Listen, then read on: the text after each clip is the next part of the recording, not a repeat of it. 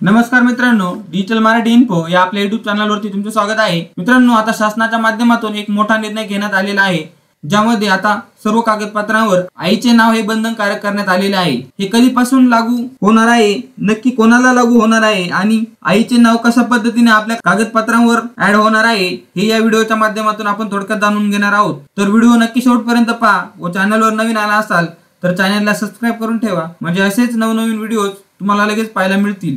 चला तर व्हिडिओला सुरुवात करूया।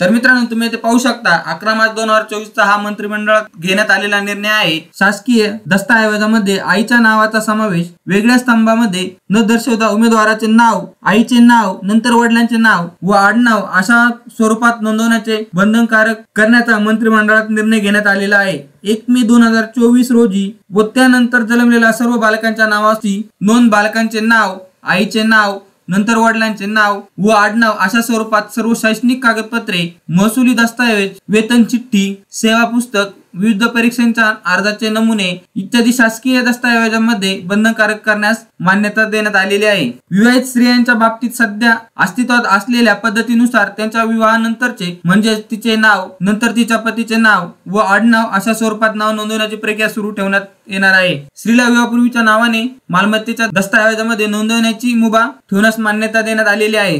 तर मित्रांनो, अशा प्रकारे एक महत्त्वाची अपडेट होती, ही आपल्या मित्रांपर्यंत नक्की शेअर करा। धन्यवाद।